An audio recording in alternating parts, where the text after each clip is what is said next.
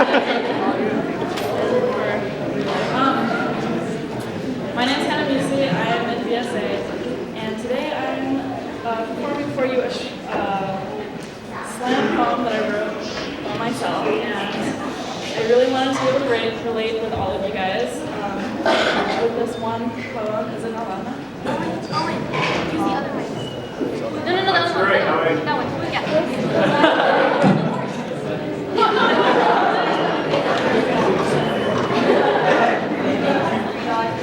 Okay, so this poem is called Yellow Fever.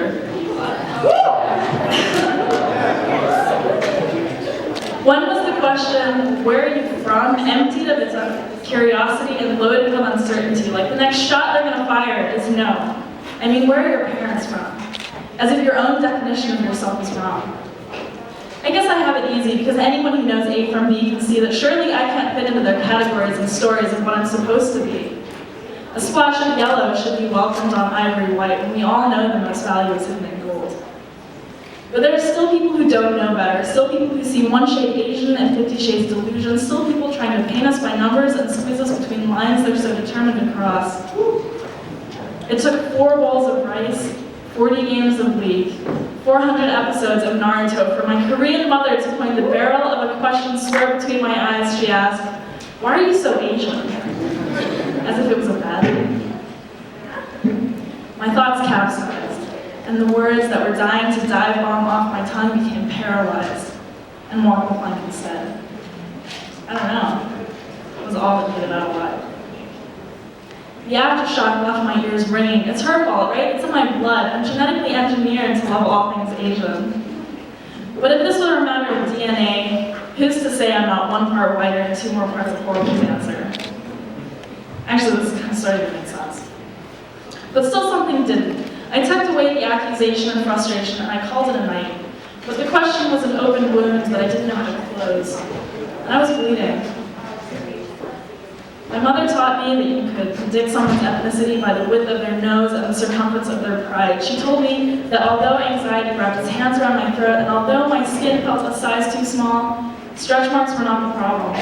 They were the solution, and they gave me room to breathe. My mother taught me that I could conquer men with my mind because I was smart enough. But college taught me that men would conquer my body until I was good enough. College taught me that you could measure a woman's worth with the length of a wolf whistle, and because I was Asian, or Asian enough, mine would always be shorter. College taught me that sex was a revolving door of partners, and that the best way to get over something was to get under someone. We replaced sheep with shots, pretending that it gave us better dreams than sleep. I thought maybe if my vision got a little blurrier, the situation would get clearer. But all I saw were the rush of flushed faces. And the more I drink, the more I think, damn, my Korean mother would be so proud that I took my shoes off in this house.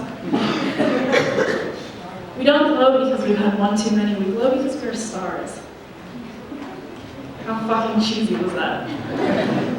When I read that line, I realized I had a problem. You lot were some fetish I couldn't shake, a drug I couldn't get clean from. So I took my symptoms online, opening so many pages in the browser, it was starting to read like a book.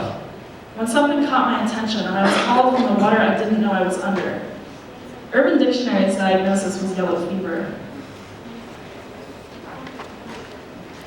Could it be true that despite my yellow complexion and company, I too had been infected, not by a mosquito, oh no, but by a blood-sucking society that aimed to drain me of my integrity and fill me with sanity. It told me these people are like me.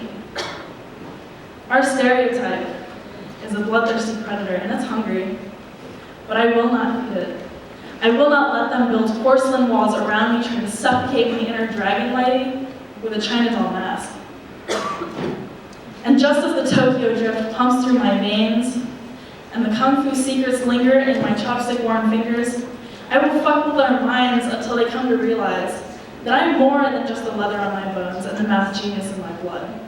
And I will open their eyes, because apparently theirs are more squinty than mine. I will not feed my stereotype. I will let it starve until it's nothing more than a thread on my sleeve, and I'll use it to wipe my nose when I'm sick. 'Cause haven't you heard? I have yellow fever.